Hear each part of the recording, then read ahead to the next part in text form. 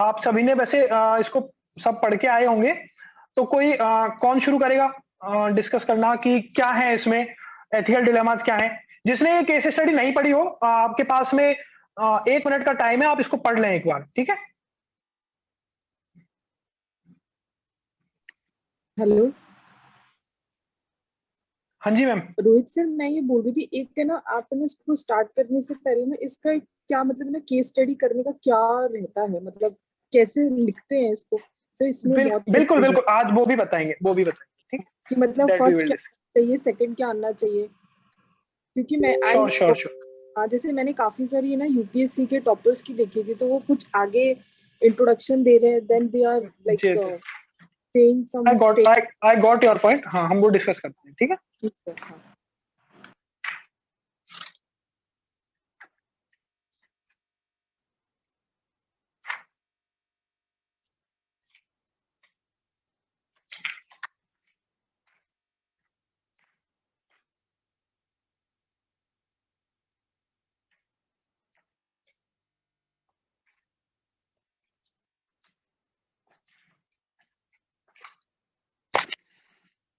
ठीक है, आपने पढ़ लिया सभी ने? जी सर। ये सब। ओके, ठीक है। देखो, अब हम केस स्टडी सॉल्व कर रहे हैं, उससे पहले केस स्टडी में बेसिकली होता क्या है, आप सॉल्व करने के लिए ये यूपीएससी वाला तरीका मैं आपको बता रहा हूं, जो जिस तरह से करते हैं। हम आरपीएससी में डिफरेंट तरीके से करेंगे यदि केस स्टडी आई, क्योंकि यहाँ पे वर्ड लिमिट कम होता है ना, 100 वर्ड्स में आपको लिखनी होती है। यूपीएससी में बेसिकली क्या होता है, आप सबसे पहले सोच सकते हैं कि इसमें एथिकल डिलेमास क्या थे, जो हम भी सोच रहे हैं। एथिकल डिलेमास मतलब नैतिकता से रिलेटेड इसमें क्या क्या उनको क्या बोलेंगे, विरोधाभास उत्पन्न हो रहे हैं। ओके, तो पहला तो पॉइंट आप ये सोचिए कि इसमें एथिकल डिलेमास क्या है, क्या विरोधाभास है, क्या क्या एथिकल इश्यूज हैं, क्या क्या नैतिकता से रिलेटेड संकट खड़े हो रहे हैं। तो ठीक है, तो पहला पॉइंट लिखिए। आप किसी भी केस स्टडी को सॉल्व करने से पहले सबसे पहले आप ये सर्च करने की कोशिश करेंगे कि उसमें एथिकल डिलेमास क्या है, नैतिकता से रिलेटेड क्या क्या विरोधाभास हैं, क्या संकट हैं। एथिकल डिलेमाज, एथिकल इश्यूज, विरोधाभास, नैतिकता वाले और नैतिकता से रिलेटेड संकट। तो कई बार केस स्टडी में डायरेक्टली ये पूछ लिया जाता है कि इसमें एथिकल इश्यूज क्या हैं, इसमें क्या विरोधाभास उत्पन्न हो रहे हैं। तो पहला तो आप डायरेक्टली पूछ लिया जाएगा, तो आप डायरेक्टली लिख सकते हो। दूसरा पॉइंट, आप उसमें स्टेक होल्डर ढूंढ सकते हो। स्टेक होल्डर को हिंदी में क्या बोलते हैं, एनीवन? हितधारक। शेयर सर धारक, कितने हितधारक। मेंबर इंक्लूड है इस केस स्टडी के अंदर, किसके बारे में बात हुई? हाँ, हितधारक नहीं से। तो स्टेक होल्डर का मतलब हो गया, म्यूट कर लें आप सभी लोग। स्टेक होल्डर का मतलब हो गया कि उस एक्शन से या उस प्रॉब्लम से किन किन लोगों पे अफेक्ट पड़ रहा है।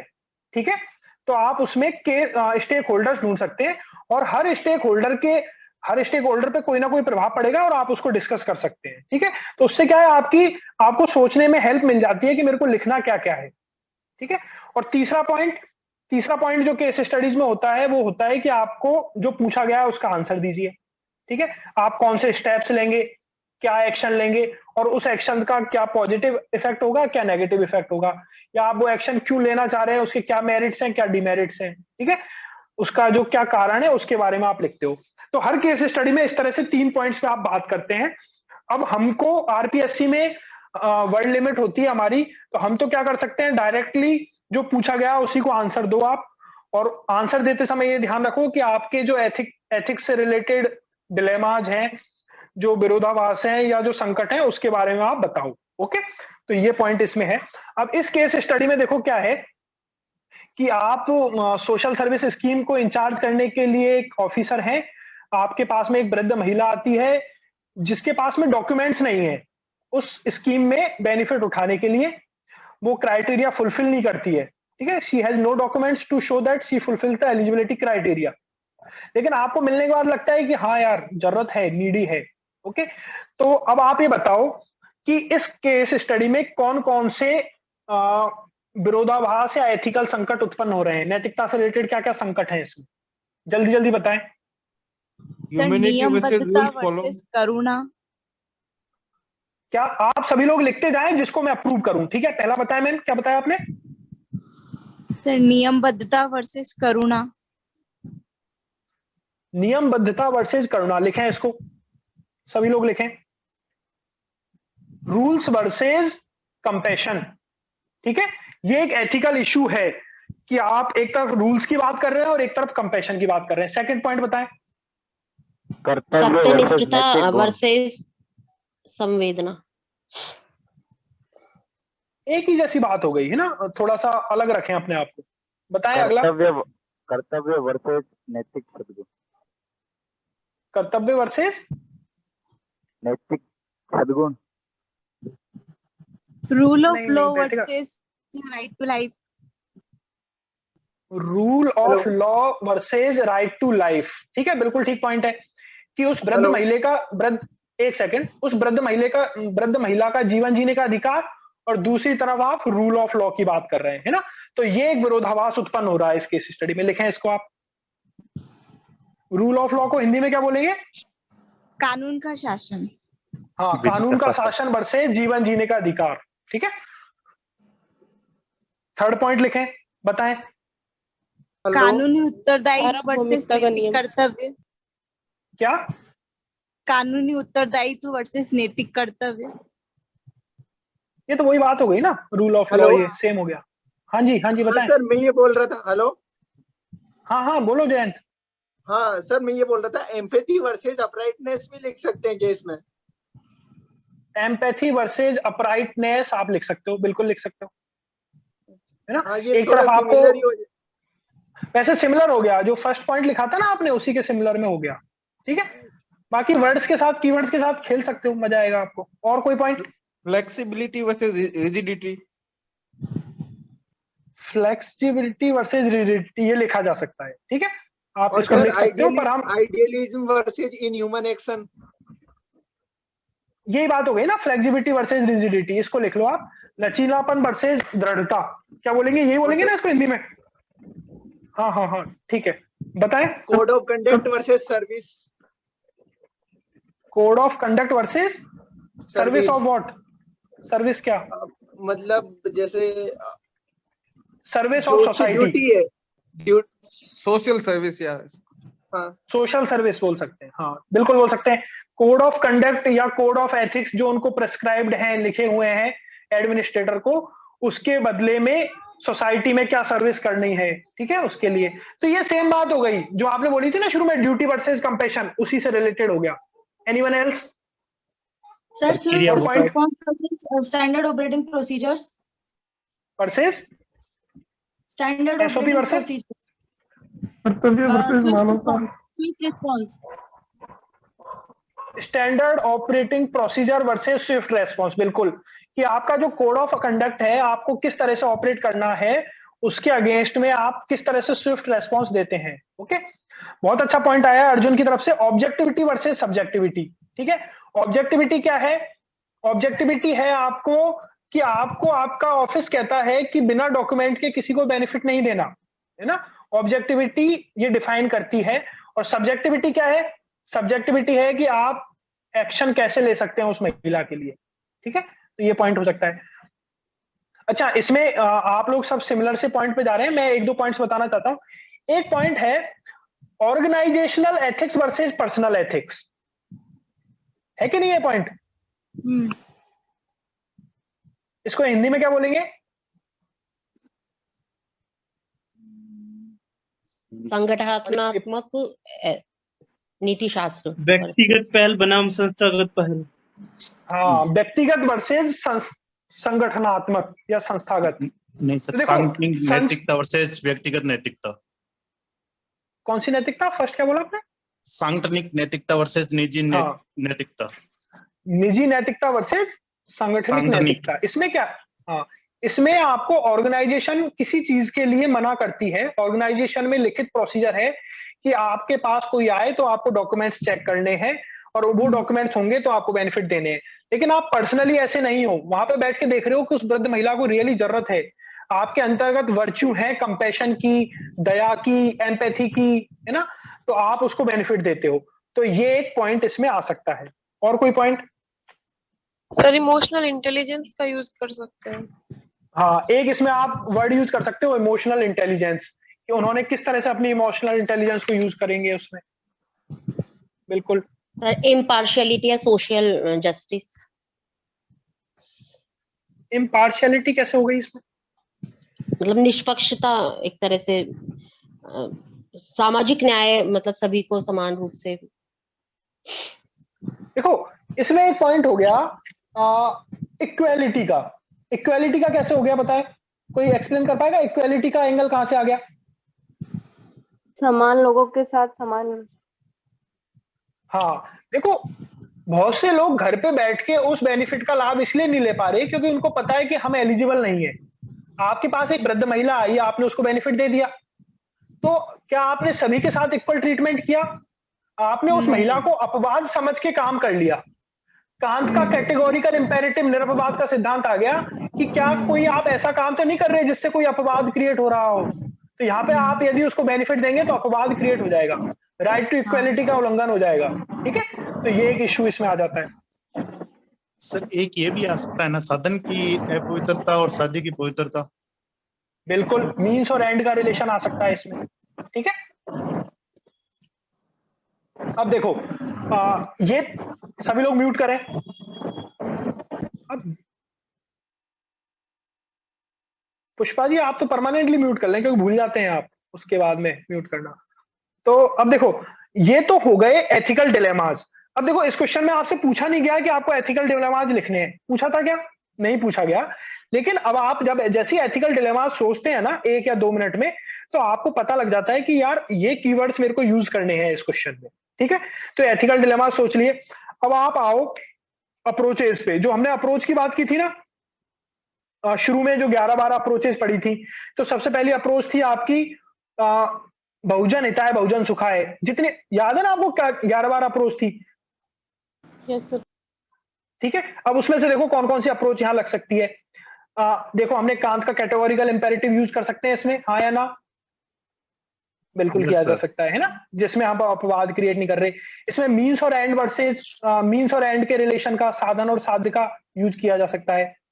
इसमें हम जस्टिस अप्रोच का यूज कर सकते हैं ना, जस्टिस दृष्टिकोण। Yes sir. आपने उस महिला को बेनिफिट नहीं दिए, क्यों? क्योंकि वो उसमें नहीं थी, पर क्या आपने उसको जस्टिस प्रोवाइड किया? क्या आप उसको न्याय संगत काम कर पाए? उसके लिए नहीं कर पाए। ठीक है, तो जस्टिस अप्रोच आ सकती है। और कौन कौन सी अप्रोच इसमें यूज कर सकते हैं आप? इसमें यूज कर सकते हैं गांधी जी का जंतर सिद्धांत। मतलब लिंक होगा नहीं क्योंकि इसमें उसी महिला से रिलेटेड काम हो रहा है ना। इसमें आप यूज कर सकते हैं वर्च्यू अप्रोच, सद्गुण अप्रोच। आप किस तरह के नागरिक बनना चाहते हैं, वो एडमिनिस्ट्रेटर किस तरह की वर्च्यूज रखता है, क्या उसके अंदर दया की भावना है या वो ऑर्गेनाइजेशनल वैल्यूज को ज्यादा अहम देता है। ठीक है, उसको लगता हो नहीं मेरे ऑफिस में दिक्कत हो जाएगी, मेरे ऊपर ऑडिट आ जाएगी, मेरे को इश्यूज हो जाएंगे, मेरे ऊपर मीडिया में गलत प्रचार हो जाएगा कि मैंने किसी को गलत फायदा पहुंचाया, या उसके अंदर कंपैशन, करुणा, दया, इस तरह की भावना ज्यादा है, तो वर्च्यू अप्रोच इसमें यूज हो सकती है। ठीक है, तो ये कुछ राइट बेस्ड अप्रोच यूज हो सकती है ना, अधिकार आधारित दृष्टिकोण। महिला का अधिकार है, उस गरीब महिला का अधिकार है उसको राइट्स लेना, उसको प्रॉपर बेनिफिट्स मिले, उसको जीवन जीने का अधिकार मिले, उसको रोजगार मिले, उसको प्रॉपर बुढ़ापे में पेंशन मिले, ये जितने भी बेनिफिट्स हैं उसका राइट्स हैं ये। ठीक है, तो इन सब दृष्टिकोणों को अपना सकते हो। और लास्ट में आप देखोगे कॉन्स्टिट्यूशनल दृष्टिकोण, तो कॉन्स्टिट्यूशन भी हमारा ये कहता है कि आप जो ओल्ड एज है उनको पेंशन मिलनी चाहिए, सभी को न्याय मिलना चाहिए, है ना, इस तरह के पॉइंट्स हैं। अब ये सब तो बातें हो गई मोटी मोटी। अब आपको इसमें काम की बात लिखनी है, आंसर लिखना है। आंसर किस तरह से लिखोगे? क्वेश्चन क्या पूछा गया है आपसे? क्वेश्चन पूछा गया था कि can you think of any rational way to resolve the dilemma. आपके पास कोई ऐसे विचार हैं जिससे आप ये एथिकल डिलेमाज को जस्टिफाई कर सकते हो? तो बताओ आप, इज इट है आपके पास? Yes sir. सर जिस डिपार्टमेंट से संबंधित योजना है। एक सेकंड देखो मैं आपके साथ स्क्रीन शेयर करता हूं, दिख रही है आपको स्क्रीन? Yes sir. अब देखो, क्या पहला क्वेश्चन है, क्या आप इस धर्म संकट के समाधान के लिए कोई तार्किक तरीका सोच सकते हैं? तो सबसे पहले हम कैसे आंसर शुरू करेंगे, सुनो सभी लोग ध्यान से। ऊपर लिखी हुई केस स्टडी में दी गई स्थिति के अनुसार निम्नलिखित धर्म संकट उत्पन्न होते हैं, क्योंकि पूछा गया है धर्म संकट के समाधान के लिए, तो आपको इसमें धर्म संकट लिखने पड़ेंगे, 4 या 5 कुछ भी लिखो, क्योंकि तभी तो आप समाधान करोगे। बिना आपने धर्म संकट के डायरेक्ट समाधान लिख दिए तो आंसर आपका अच्छा नहीं बनेगा, ठीक है। तो सबसे पहले आपको धर्म संकट मेंशन करने पड़ेंगे, वो आप सभी कर लोगे। अब जी सर। लिख लोगे ना? 3, 4, 5 धर्म संकट तो लिख लोगे। बहुत सारे डिस्कस कर लिए हमने, आप 2, 3, 4 जितने भी आपको समझ में आए उस समय जल्दी में आप लिख सकते हैं। अब क्या आप इस धर्म संकट के समाधान के लिए कोई तार्किक तरीका सोच सकते हैं? अपने कारण बताइए। तो अब इसमें बताओ आप क्या ऑप्शन यूज कर सकते हो, क्या करोगे? सर पहला तो हम ये करेंगे कि कौन बोल रहा है, नाम बता के बताएं। सर आंचल जैन। हाँ चल। सर मतलब कि लो भी ना टूटे और हम उसकी मदद भी कर पाए, पहला तो हम वो तरीका अपनाना चाहेंगे।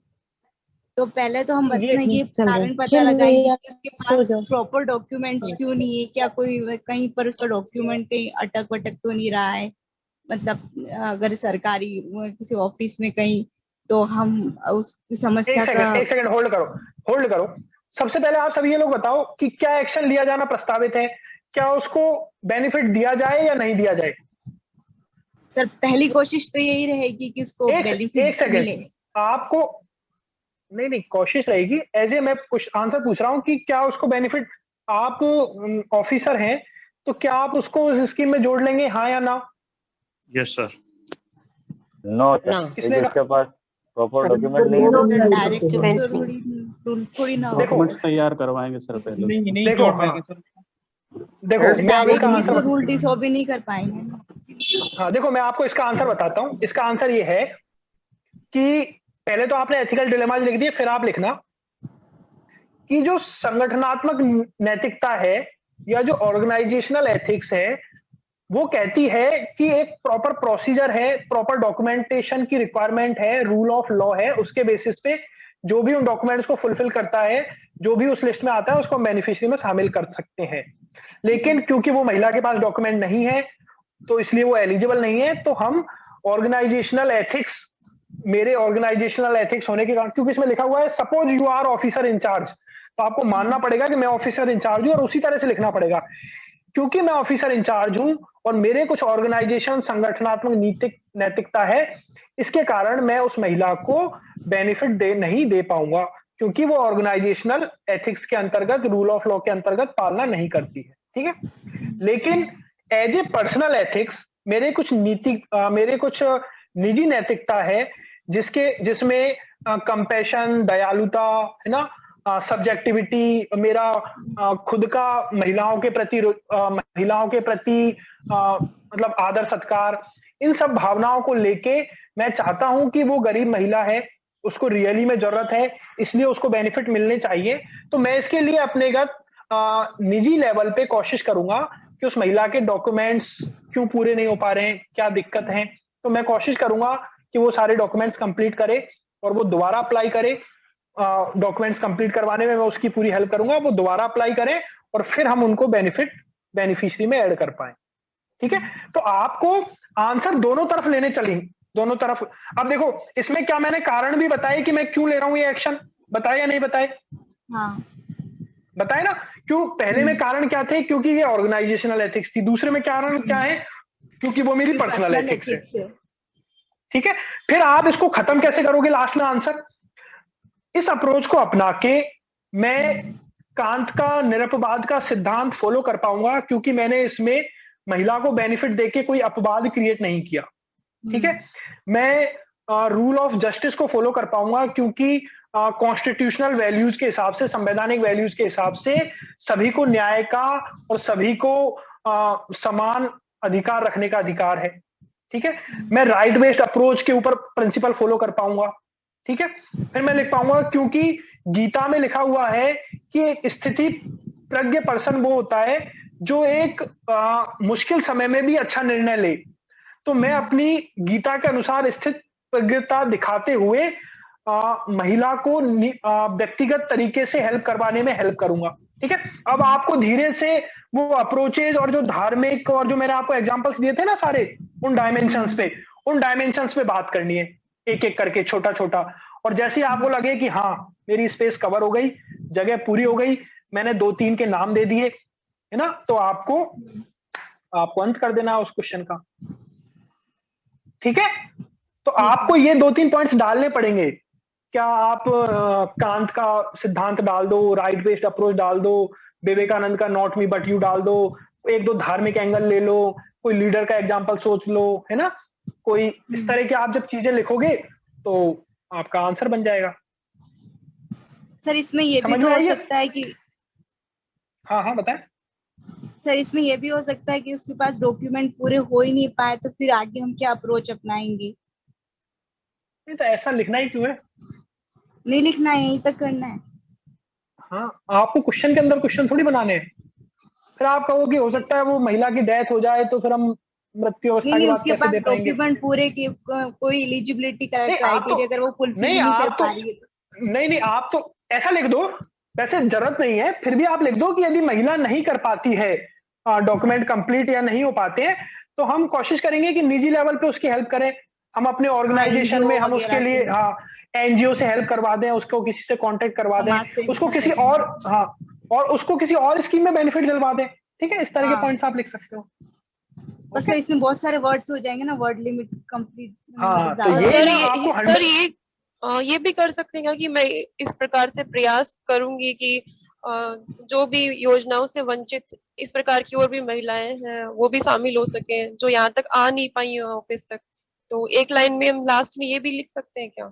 लास्ट में लिख सकते हो, बिल्कुल लास्ट में लिख सकते हो कि हम कोशिश करेंगे, इसको ऐसे जोड़ो फिर कि हम कोशिश करेंगे कि जो गांधी जी का सर्वोदय का प्रिंसिपल है जिसमें सभी को बेनिफिट मिलना चाहिए, हम उसकी कोशिश करें कि इस तरह से जो कुछ लोग बिना डॉक्यूमेंट के कारण वंचित रह जाते हैं वो समाज में ना रह पाए, है ना। इस तरह से आप एंड कर सकते हो।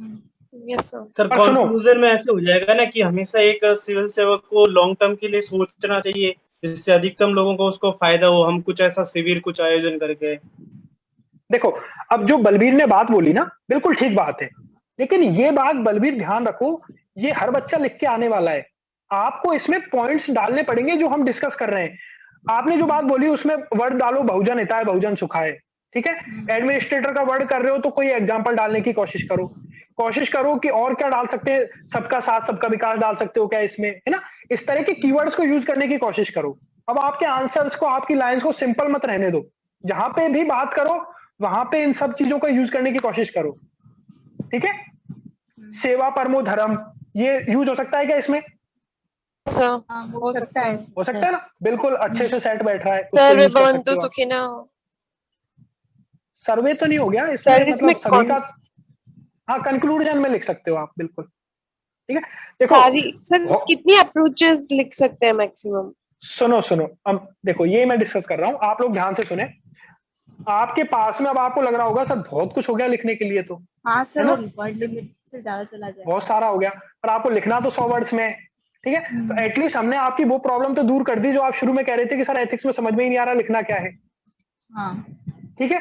वो प्रॉब्लम तो सॉल्व हो गई ना।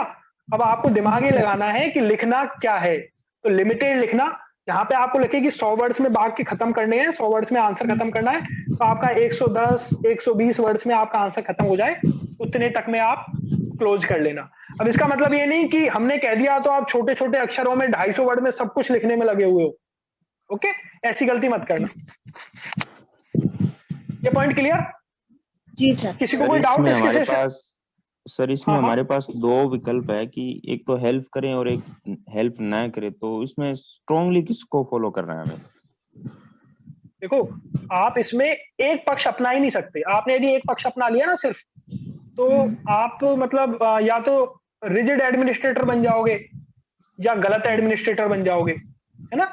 तो आप एक पक्ष को नहीं अपना सकते, आपको दोनों ही पहलू पे आंसर लिखना पड़ेगा बड़ा बारीकता से, मतलब महीन सी लाइन ध्यान रखते हुए इधर उधर दोनों चीज का ध्यान रखना पड़ेगा, ओके।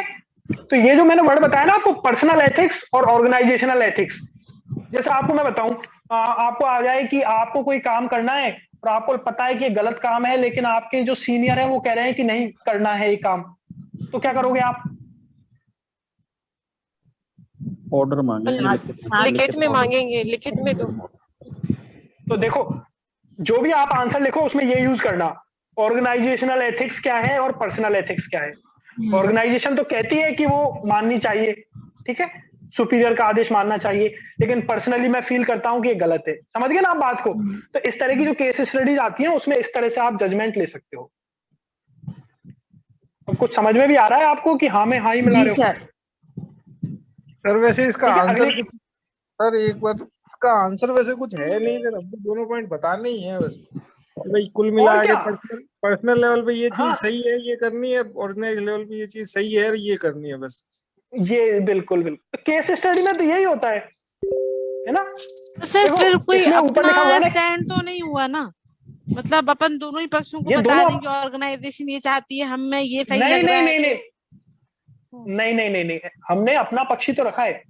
मैंने अपना पक्ष रखा है कि मैं एज ए ऑफिसर उनकी हेल्प तो नहीं कर पाऊंगा उस स्कीम में जोड़ने के लिए। क्यों? क्योंकि वो पात्र नहीं है। ये मेरा कोड ऑफ कंडक्ट है, मेरा कोड ऑफ एथिक्स है, मेरे को ऑर्गेनाइजेशनल एथिक्स में ऐसा सिखाया गया है ना? एक अच्छा एडमिनिस्ट्रेटर वो होता है जो कोई अपवाद क्रिएट ना करे। एक अच्छा एडमिनिस्ट्रेटर वो होता है जो रूल ऑफ लॉ का पालन करे, जस्टिस का पालन करे, सभी को इक्वल लेके चले। तो मैं उनकी ऑर्गेनाइजेशनल हेल्प नहीं कर पाऊंगा, लेकिन मैं पर्सनली इस तरह का इंडिविजुअल नहीं हूं। मेरे अंदर जो सद्गुण है, दया के, दयालुता के, करुणा के, उसमें मैं कोशिश करूंगा कि उस वृद्ध महिला के डॉक्यूमेंट कंप्लीट कराऊं, उनको हेल्प करूं, उनको उस बेनिफिट में जुड़वाने की कोशिश करूं। यदि वो उस बेनिफिट में नहीं जुड़ पाते हैं तो उनको कोई दूसरा बेनिफिट दे पाऊं। यदि वो उसमें भी नहीं कर पाते हैं तो मैं निजी लेवल से उनकी हेल्प करूं, किसी एनजीओ से उनको कनेक्ट करूं। ठीक है, इस तरह का आंसर है। तो ये आपने ही तो डिसीजन लिया है, ये आपने ही कोई तार्किक तरीका सोच सकते हैं क्या? यही तो पूछ रहे हैं। तो ये आपका तार्किक तरीका है, आप तर्क के साथ में वो तरीका बता रहे हैं आप। Okay, is it okay? Yes sir. हाँ ना? यस। ठीक है, अगली केस स्टडी आ जाओ। ये केस स्टडी थोड़ा सा डायरेक्ट थी और राजस्थान को थोड़ा आरटीआई से लगाव है, इसलिए ये रखी गई है। तो पढ़ी हुई होगी आपने, सबने पढ़ी है? Yes sir. हम थोड़ा डिले चल रहे हैं इसलिए थोड़ा जल्दी करें। अब देखो इसमें क्या है, आरटीआई में जनरली आरटीआई का मिसयूज होता है ना? आपने देखा होगा कि कोई एक अकेला ही बंदा होता है। इवन हमारे ऑफिस में भी ये होता है कि ज्यादातर आरटीआई कोई एक ही बंदा लगाता है ना? वही बार बार में वही लगाते रहते हैं, वही फाइल करते रहते हैं। तो ये आरटीआई के इश्यूज होते हैं कुछ। तो इसमें यही है कि आरटीआई जो एक्टिविज्म होते हैं वो या तो ऑफिसर्स को ब्लैकमेल करते हैं या फिर वो इतना परेशान कर देते हैं कि वो काम नहीं हो पाता है। ठीक है, तो क्वेश्चन क्या पूछ रहा है, वास्तविक और अवास्तविक याचिकाओं को अलग करने के लिए आप क्या उपाय सुझाएंगे? अपने सुझाव के गुणों और दोषों का वर्णन करें। बताओ, कौन बताएगा? क्या आपको कौन सी जेन्युइन, सुनो कौन सी जेन्युइन आरटीआई है, कौन सी नॉन जेन्युइन आरटीआई है, इसको अलग अलग करने के लिए क्या उपाय होंगे? अब इसको हम डिस्कस करें उससे पहले इसमें बताओ कि इसमें एथिकल इश्यूज क्या है? Secrecy versus transparency. Secrecy versus transparency इसमें क्यों लगेगा सर? क्योंकि प्राइवेसी, सर क्योंकि इंफॉर्मेशन, सारी इंफॉर्मेशन तो बताने की नहीं होती है ना, और सेफ भी नहीं है, और ट्रांसपेरेंट भी रहना जरूरी है इसीलिए। ओके, ठीक है। सर लॉ का सदुपयोग और दुरुपयोग। हाँ, कि जो लॉ बने थे ना, ऐसा सोचो, लॉ का इम्प्लीमेंटेशन और लॉ का इंटेंशन। लॉ का इंटेंशन क्या है? बहुत अच्छा है कि ट्रांसपेरेंसी होनी चाहिए, लेकिन इम्प्लीमेंटेशन में कहीं गड़बड़ी हो रही है ना? हाँ। तो ये आप लिख सकते हो। Citizens right versus misuse of rights हो सकता है क्या? हाँ बिल्कुल, सिटीजन्स के राइट्स हैं एक तरफ और एक तरफ उनका मिसयूज हो रहा है। ठीक है, आप लिख सकते हो सिटीजन्स के राइट्स हैं, दूसरी तरफ ऑफिस में जो ऑफिशियल बियर्स हैं, जो ऑफिस के अंदर बैठे हुए, उनके भी तो राइट्स हैं, है ना? उनके भी राइट्स हैं कि वो ढंग से। कॉन्सिक्वेंसेस भी हो सकता है। कैसे? सर जैसे जो इसमें ना वास्तविक और अवास्तविक याचिका है, तो अपन कॉन्सिक्वेंस मतलब कि एम क्या है, किस एम से उसने आरटीआई फाइल की, और एज अ ऑफिसर हमारी क्या ड्यूटी है कि अगर उसने आरटीआई फाइल किया तो हमको उसको रिप्लाई करना ही होगा ऐसे। हाँ ठीक है, बोल सकते हैं आप, है ना? इसको भी लिख सकते हैं। और क्या इश्यूज हैं एथिकल संकट इसमें, नैतिकता से related? Constitutional values, personal values, legal मतलब कॉन्स्टिट्यूशनल वैल्यूज नहीं ऑर्गेनाइजेशन। हाँ, ये बोल सकते हो आप कि ऑर्गेनाइजेशनल जो है आपकी वैल्यूज है, और एक तरह से पर्सनल। देखो इसमें 2-3 चीज है। एक तो है इसमें जो एथिकल इश्यूज है, मेन वो ये है कि आरटीआई हमने क्यों बनाई, पब्लिक इंटरेस्ट के लिए, इज इट? सही बात है ना? और वो इंडिविजुअल क्या यूज कर रहे हैं, पर्सनल इंटरेस्ट के लिए आरटीआई यूज कर रहे हैं, पर्सनल इंटरेस्ट सॉल्व कर रहे हैं, उससे ब्लैकमेल कर रहे हैं किसी को, उससे गलत तरीके से उसे यूज कर रहे हैं। तो पहला एथिकल इशू क्या है इसका, public interest versus personal interest. ठीक है। दूसरा पॉइंट जो बड़ा अच्छा है, जो हम हमारे संविधान में पढ़ते हैं, अधिकार वर्सेस कर्तव्य, राइट्स वर्सेस ड्यूटीज। माना कि आपको राइट टू ट्रांसपेरेंसी एक्ट के अंतर्गत आरटीआई लगाने का अधिकार है, लेकिन आपकी ये ड्यूटी भी है कि आप आरटीआई का मिसयूज ना करें। ठीक है, आप आरटीआई का मिसयूज इस तरह से ना करें कि जो ऑफिस में बैठे हुए हैं वो काम ही ना कर पाए। ठीक है, तो एक इशू ये भी आता है, राइट्स वर्सेस ड्यूटीज। ये पॉइंट समझ में आया? Yes sir. Yes sir. Yes sir. ठीक है, तो ये कुछ इसमें इश्यूज हैं जो आप लिख सकते हैं। अब आप बताओ, एक दो कोई बता पाएगा कि नॉन जेन्युइन और जेन्युइन आरटीआई को अलग अलग करने के क्या तरीके हो सकते हैं? आप क्या एक्शन लोगे? आप यदि ऑफिस में पीआईओ हो तो आप कैसे डिसाइड करोगे, क्या ऐसे रूल बनाओगे जिससे आप ये कह सको कि यार ये बेकार आरटीआई है और ये जेन्युइन आरटीआई है?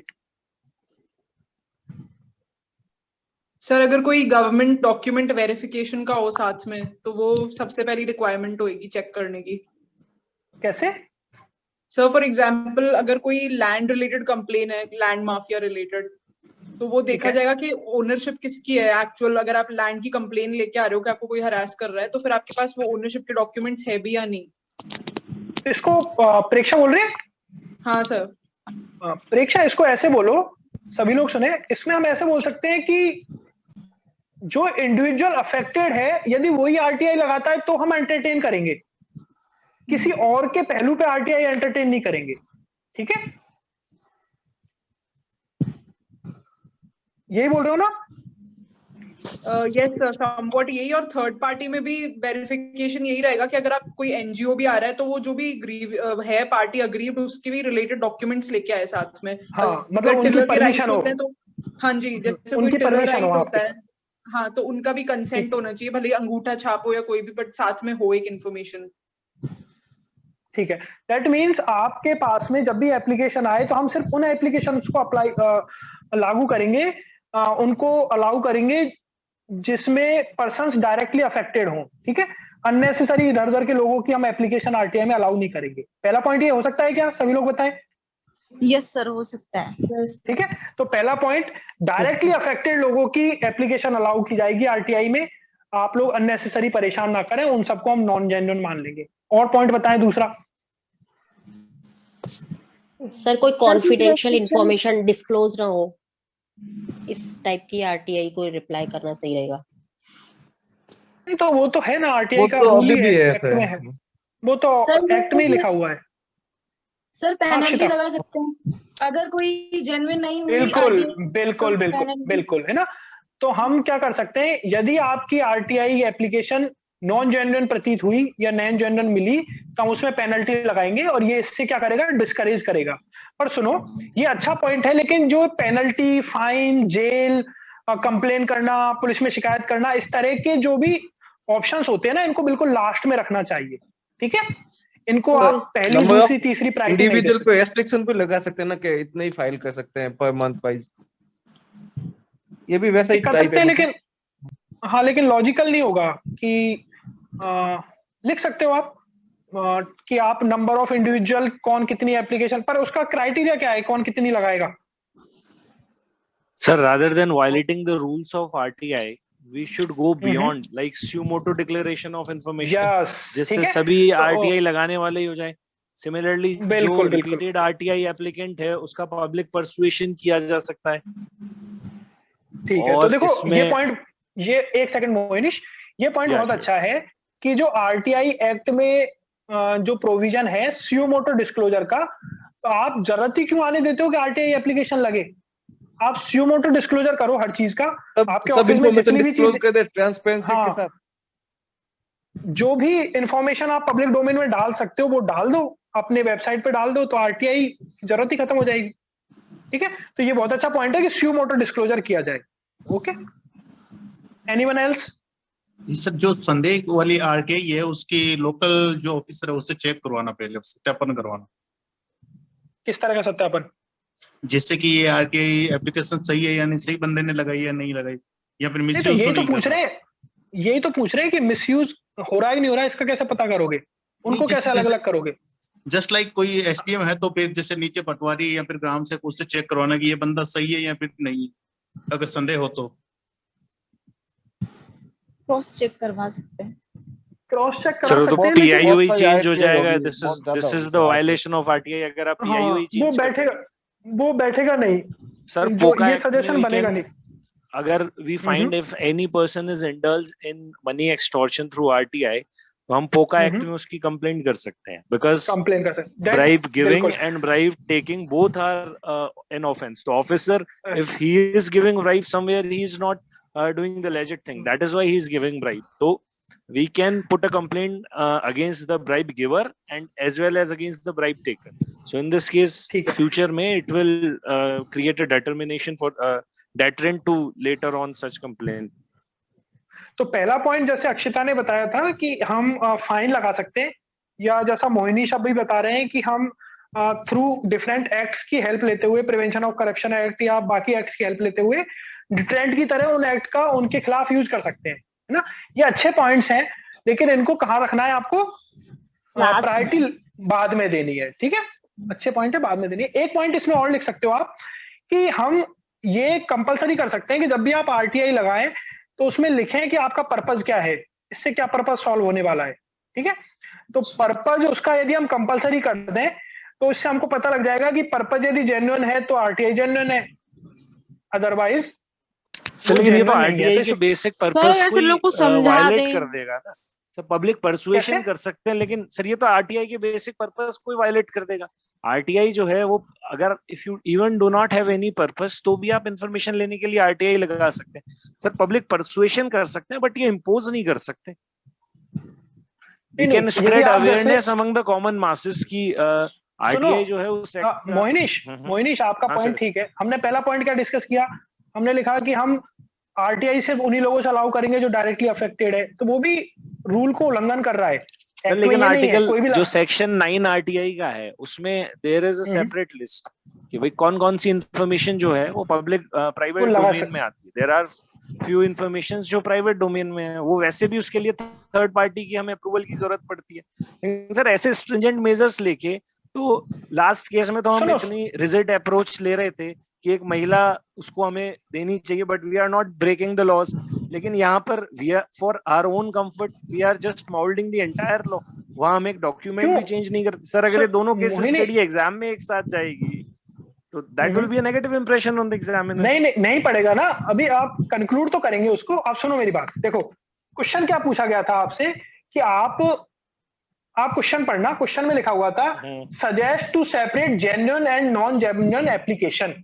आप ऐसे तरीके बताओ जिससे आप जेन्युइन और नॉन जेन्युइन एप्लीकेशन को अलग कर पाओ। ठीक है, तो और इसमें यह भी लिखा हुआ है गिव मेरिट्स एंड डिमेरिट्स। हर किसी के मेरिट और डिमेरिट भी बताओ। तो आप लिखो ना कि डिमेरिट में ये पॉइंट लिख सकते हैं। अब देखो जैसे हमने जो डिस्कस किए ना 4-5 पॉइंट, कौन कौन से थे? पहला तो डायरेक्टली अफेक्टेड लोग लगाएं, दूसरा पर्पज उसमें डाल दें, तीसरा फाइन लगा दें, चौथा उनके ऊपर एक्शन लें। ठीक है, अब आप क्या करोगे जब कंक्लूड करोगे तब आप लिख सकते हो ऑल्दो दीज मेजर्स, जितने भी हमने मेजर्स डिस्कस किए हैं ये सभी मेजर्स आरटीआई को अंडरमाइन कर सकते हैं, आरटीआई के सोल पर्पज को अंडरमाइन कर सकते हैं, बेसिक पर्पज को अंडरमाइन कर सकते हैं, क्योंकि आरटीआई एक बहुत अच्छा रिवोल्यूशनरी स्टेप था। लेकिन ये जेन्युइन और नॉन जेन्युइन को किया जा सकता है इसके तहत, लेकिन इसको बेटर तरीके से इंप्लीमेंट करने के लिए सिविल सोसाइटी को ही अवेयर करना पड़ेगा। अब आपको वहीं पे लेके जाना पड़ेगा, सिविल सोसाइटी को ही अवेयर करना पड़ेगा ताकि वो इस तरह के गलत डिसीजंस ना ले और आरटीआई का मिसयूज ना हो। ठीक है, लेकिन आप क्वेश्चन में जो पूछा गया उसको मना नहीं कर सकते। पहले वो पूछ ही रहे हैं कि आप तरीके बताओ किस किस तरीके से अलग कर सकते हो। ओके, लेकिन आप कंक्लूड को उस तरह से कर दो फिर। बाद में। आप इवन आप यदि हर जितने भी मेजर्स बता रहे हो, हर किसी के मेरिट्स और डिमेरिट्स भी अलग अलग लिख सकते हो। पहले के डिमेरिट लिख सकते हो कि मैं पर्पज डाल सकता हूं आरटीआई में, लेकिन ये आरटीआई एक्ट के खिलाफ चला जाएगा, है ना, आरटीआई के सोल पर्पज के अगेंस्ट में चला जाएगा, तो उसको उस तरह से कर सकते हो। आप सभी लोग समझ रहे हैं बात को? जी सर। है ना, मोहिनीश की बात ठीक है, लेकिन अपने को क्वेश्चन ही पूछा गया है कि आप तरीके बताओ और उसके मेरिट्स और डिमेरिट्स भी बताओ। तो मेरिट्स में आप बता सकते हो कि इससे हमारी प्रॉब्लम तो सॉल्व हो जाएगी, लेकिन ये आरटीआई एक्ट के अगेंस्ट में चली जाएगी बात, है ना। तो इस तरह से आपको ये क्वेश्चन सॉल्व करना है।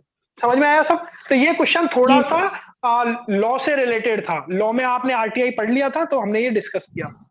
सर एक प्रैक्टिकल वे में कि ये लोग जो बार बार आरटीआई लगा के परेशान करते हैं, काम में व्यवधान डालते हैं, अगर उनको पता है ये कौन लोग हैं, तो उनके साथ एक मीटिंग भी ऐसे अनऑफिशियली कर सकता है क्या, कर सकते हैं क्या कि भाई नहीं करो आप ये, उनको समझाइश दे दे, मतलब प्रैक्टिकल वे में कई बार लोग को ये लिख सकते हो कि इवन हम हेल्प लोक अदालत जिस तरीके से होती है उस तरीके से वॉलंटरी डिस्क्लोजर ऑफ इंफॉर्मेशन जो है कई जगह पे महाराष्ट्र में दे कंडक्टेड दिस थिंग, जैसे लोक अदालत होती है वेयर मल्टीपल ऑफ केसेस, उसी तरीके से वॉलंटरी डिस्क्लोजर ऑफ इंफॉर्मेशन है, क्योंकि नेट वगैरह का एक्सेस सभी लोगों के पास नहीं है। नक्सलाइट एरियाज में government have started even this scheme, वहां पर सभी लोगों को इकट्ठा करके और एक साथ इंफॉर्मेशन डिस्क्लोज की जाती है कि भाई आपको सीओ मोटर डिस्क्लोजर वो भी किया सकता है, that is also a possibility. ठीक है, वैसे भी सर तो आरटीआई एक्ट में प्राइजेस वगैरह का तो प्रोविजन है ही, उसमें ये बहुत अच्छे से किया जा सकता है कि अगर कोई फेक बीपीएल से लगा रहा है तो उसके ऊपर पीनल प्रोविजन लगाया लगा सकता है। एक्चुअली हमने जो स्टार्ट किया था ना कि एक्ट के इंटेंशन में कोई इशू नहीं है, एक्ट में सारे प्रोविजंस हैं, है ना, सॉरी, लेकिन इशू क्या आता है एक्ट के इम्प्लीमेंटेशन में कि उसको इम्प्लीमेंट गलत तरीके से कर लेते हैं। बहुत से लोग आरटीआई एक्टिविस्ट गलत तरीके से यूज करते हैं, और हमने बहुत बार देखा है पीआईओ भी मिसयूज करते हैं इसका, ठीक है, अननेसेसरी इन्फॉर्मेशन नहीं देते हैं। तो ठीक है, हम काफी डिले चल रहे हैं। ये लास्ट वाली केस स्टडी दिख रही है आपको स्क्रीन पे? सर एक चीज पूछनी थी। हाँ जी, हाँ जी। इसमें ये जैसे पीआईओ के पास मतलब इतने सारे रूल्स बनाने की परमिशन रहती है, या फिर जैसे इसमें ऐसे भी लिख सकते हैं कि अदर डिपार्टमेंट्स की मदद ली जा सकती है, मतलब डिस्कशन वगैरह कुछ, या सीनियर से डिस्कशन? आप ये जो काम कर रहे हो ना, ये एक्ट में चेंजेस नहीं कर रहे हो, एक्ट में चेंजेस थोड़ी कर रहे हैं। हमसे क्वेश्चन क्या कह रहा है, एज ए पीआईओ आप ऐसे मेजर्स बताओ जो जेन्युइन और नॉन जेन्युइन एप्लीकेशन को अलग अलग कर सकें। तो आप पीआईओ होने के नाते तरीके बता रहे हो और सुझा रहे हो कि इस तरीके से कर सकते हैं, और आप चाहो तो इनको कॉन्स्टिट्यूशन अमेंडमेंट के थ्रू और लीगल अमेंडमेंट के थ्रू आरटीआई में भी चेंज करवा के डाल सकते हो। यदि ये प्रॉब्लम इतनी बढ़ जाए, नॉन जेन्युइन आरटीआई एप्लीकेशन इतनी आ जाए, तो कोई बड़ी बात नहीं है, गवर्नमेंट भी पर्पज को डलवाना कंपलसरी कर सकती है, ताकि जिनको एक्चुअल में बेनिफिट मिल सके उनको मिल सके इस पॉइंट में। ठीक है, अच्छा, लेकिन बलबीर और मोहसिन सब लोग ये ध्यान रखना, जितने भी स्टूडेंट्स हैं, इस क्वेश्चन का आंसर लिखते समय आपका आंसर लॉ जैसा नहीं दिखना चाहिए। एथिक्स का क्वेश्चन है, आंसर एथिक्स जैसा दिखना चाहिए। वो कब दिखेगा? जब आप शुरुआत में लिखोगे कि personal interest versus public interest है, issues of rights versus duties है ना, आरटीआई से ट्रांसपेरेंसी सॉल्व होने का जो इशू है, तो आंसर को थोड़ा सा एथिकल टच भी देके रखना। ठीक है, अर्णा रॉय जी ने जो कॉन्सेप्ट सोचा था मिसयूज करने